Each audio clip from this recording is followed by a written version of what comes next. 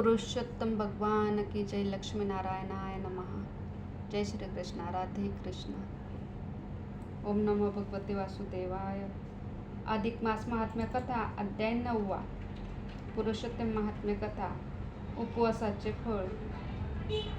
लक्ष्मीनारायणाला विचारते, हे प्रभू, नागराजाच्या आज्ञेप्रमाणे त्या सावित्रीच्या पतीने पुढे अन्नदान केले. सावित्रीप्रमाणे तोही भगवंताचा नामस्मरणात रंगून गेला. नागराजाच्या आशीर्वादाने त्यांना खूप धन मिळत राहिलं. इतकेच नव्हे तर शेवटी प्रभूचरणाशी स्थान मिळालं. खरं ना? होय देवी, हे असंच झालं, कारण मी माझ्या भक्तांचं नेहमी कल्याणच करतो. मग हे जगन्नाथा,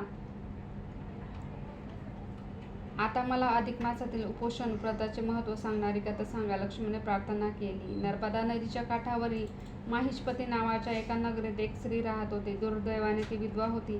त्या अभागिनीचं नाव होते चंद्रिका. चंद्रिका आपल्या सत्कर्मांनी आपल्या दुर्दैवावर मात करत होती. ती नेहमी भगवंत भक्ती करीत होती. अधिक महिन्यातही तिने स्नान, दान, पूजन, स्मरण इत्यादी कर्मे व्रतेही मोठ्या निष्ठेने केली होती.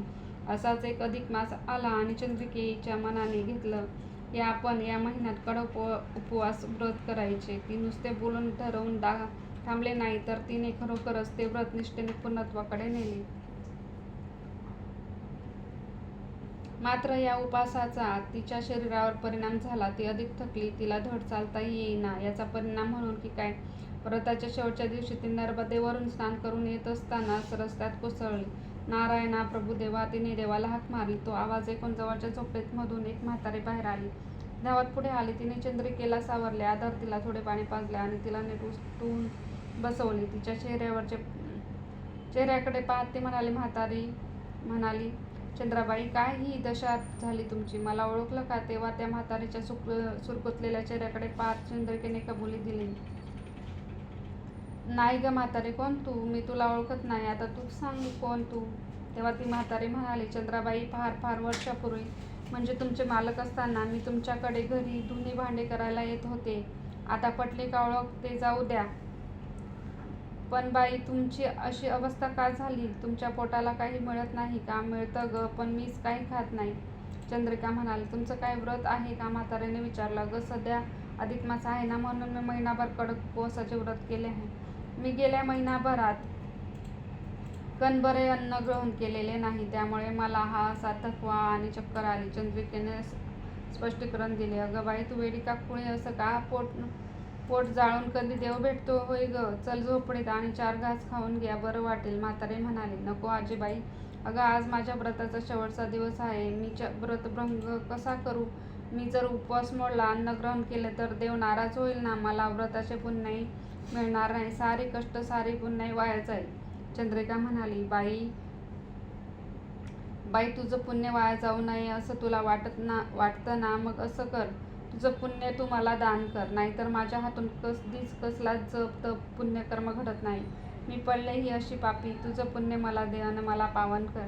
म्हातारे असं काही मागेल असं चंद्रिकेला जराही वाटलं नव्हते, पण तिने मनोमन विचार केला, उपवासाचे पुण्य तर आपल्याला मिळेलच, व त्या पुण्याचे ही दान केले तर काय, अधिक फलम. तिने स्वतः सावरले, उभी राहिली. तिने म्हातारीच्या जवळच्या पाण्याचा तांब्या हातात घेतला. हातात पाणी घेतलं आणि घे तुळसा, घे. मी महिनाभर केलेल्या उपवासातल्या व्रताच्या पुण्यातील 1 दिवसाचे पुण्य मी तुला देते. पुरुषोत्तमाच्या साक्षीने घे, हात पुढे कर. असे म्हणून तिने ते पाणी त्या म्हातारीच्या हातावर सोडले आणि त्याच क्षणी तिचे वार्धक्य क्षणात दूर झाले. एका नव्या तेजाने तिची काया उजळली. तोच आणखी एक आश्चर्य घडले. स्वर्गातून एक विमान घेऊन काही देवदूत धरणीवर आले आणि त्यांनी तुळसाला वंदन केले आणि तिला सन्मानपूर्वक त्या दिव्य विमानात बसवले. मग देवदूतांनी चंद्रिकेला नमस्कार करत म्हटले, बाई, तुम्ही खरंच पुण्यवान आहात. आज केवळ तुमचं 1 दिवसाचे पुण्य या तुळसाला दानात मिळालं आणि त्या पुण्याने तिचा उद्धार झाला.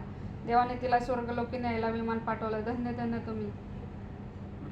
तुळसाला घेऊन जाणाऱ्या त्या विमानाकडे पाहत असताना चंद्रिकेच्या मनात असा एक विचार येत होता की माझ्या उपवासाचा 1 दिवसाच्या पुण्याचा तुळसा उद्धारली तर माझं काय? मी तर 1 महिनाभर व्रत केलं, उपास केलेत आणि देवाचं नामस्मरण केले, तरी मला मात्र न्यायला तसं देवाचं विमान का बरं आलं नाही? अनेक वेळा विचार करूनही चंद्रिकेला पटेल असं समाधानकारी उत्तर मिळालेच नाही. असे 4-5 अधिक मास आले आणि गेले. पुढे जो अधिक मास आला त्यावेळी चंद्रिकेच्या तीर्थयात्रेचे पुण्य पदरी पडावे म्हणून काशी यात्रेला जाण्याचे ठरवले.